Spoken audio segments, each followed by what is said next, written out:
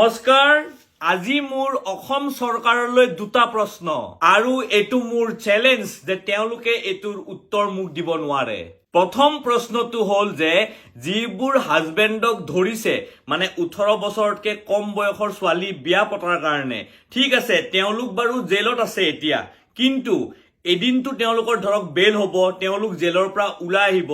তাৰ পাছত যদি তেওঁলোক নিজৰ ওয়াইফৰ লগত থাকে মানে হে কম বয়সীয়া মানে ওয়াইফ গৰাকীৰ লগত যদি তেওঁ থাকে তেতিয়া কি তেওঁলোকক আকৌ জেলত লৈ যাব নেকি মই চৰকাৰক এটোৱে খুদিব বিচাৰো তেওঁলোক আকৌ নিজৰ ওয়াইফৰ লগত থাকিব পাৰিব নে নোৱাৰে মই ইয়াতে আইনৰ কথা ক'ব নাযাও আপোনালোকে তো আইন মতে একো কাম কৰাই নাই হে কাৰণে আপোনালোকৰ লৈ এই প্ৰশ্নটো আপোনালোকে কি কৰিব তেতিয়া কালি মই টক শো এটাত গৈছিলো তাতে এই প্ৰশ্নটো খুদা হৈছিল বিজেপিৰ মানুহক কিন্তু বিজেপিৰ মানুহে একো উত্তৰ দিব নোৱাৰিলে এতিয়া মই ভাবো মোৰে ভিডিওটো চাই পেলে যদি কোনোবাই ধৰকচোন চৰকাৰৰ মানুহে যদি ৰিপ্লাইটো দিয়ে তেতিয়া মানে মই বিৰাতে সুখী হ'ম আৰু মই জানো এই প্ৰশ্নটোৰ উত্তৰটো বহুতে বিচাৰি আছে যে যেতিয়া মানুহজন মানে হাজবেণ্ডজন যেতিয়া জেলৰ পৰা ওলাই আহিব তেতিয়া তেওঁৰ হে মানে 18 বছৰ নোহোৱা যোন গৰাকী তেওঁৰ ওয়াইফ হে ওয়াইফ গৰাকীৰ লগত তেওঁ থাকিব পাৰিব নে নোৱাৰে এইটো হল মোৰ প্ৰথম প্ৰশ্ন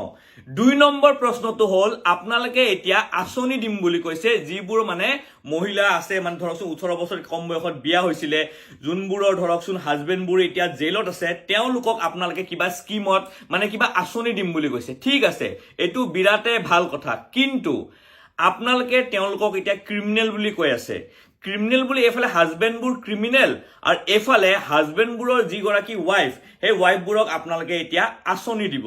মোৰ দুই নম্বৰ প্ৰশ্নটো হল আপোনালোকে ক্ৰিমিনেলৰ পৰিয়ালক আঁচনি দিয়ে নেকি মইতো আজিলৈকে কত দেখা নাই যে ক্ৰিমিনেলৰ ফ্যামিলিক আঁচনি দিয়ে বুলি যি পইচাৰে আপোনালোকে আঁচনি দিম বুলি ভাবি আছে তেওঁলোকক হে পইচাটো পাব্লিকৰ পইচা আপোনালোকে যদি ক্ৰিমিনেল বুলি ভাবি আছে তেওঁলোকক তাৰ পাছত তেওঁলোকক যদি আপোনালোকে আঁচনি দিম বুলি ভাবি আছে মই ভাবো আপোনালোকে পাব্লিক অপিনিয়ন ল'ব লাগে পাব্লিকৰ পৰা খুদি পালেহে আঁচনি দিব লাগে এতিয়া আঁচনিৰ কথা শুনি পালে যেতিয়ালৈকে স্কিমটো নহয় এই আঁচনি দিয়া স্কিমটো যদি নহয় হে মাজৰ সময়খিনিত কোনোবাই যদি আঁচনিৰ লোভত যদি বিয়া পাতি লয় মানে কম বয়সীয়া ছোৱালী যদি বিয়া পাতি লয় তাৰে দায় কোন হ'ব চৰকাৰে হ'ব নেকি দায় আপোনালোকে আঁচনি দিম বুলি কোৱাৰ কাৰণে এতিয়া বাল্য বিবাহ বাঢ়িব নে কমিব আপোনালোকে মোক উত্তৰটো দিয়কচোন মোৰ দুই নম্বৰ প্ৰশ্নটোৰ উত্তৰ নিদিলেও হ'ব কিন্তু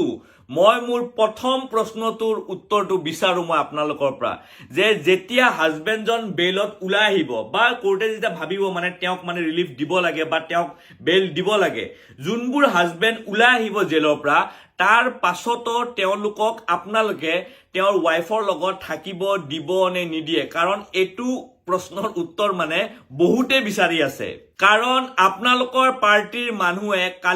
যোৱাকালি এখন টক শোত এই প্ৰশ্নটোৰ উত্তৰটো দিব নোৱাৰিলে যিটো প্ৰশ্ন এজন দাদাই তেওঁলোকক খুদিছিলে সেইকাৰণে মোৰ একদম বিৰাট আশা থাকিল যে আপোনালোকে এই প্ৰশ্নটোৰ উত্তৰটো যাতে দিয়ে আৰু বেছি দীঘল নকৰো ভিডিওটো জয় অসম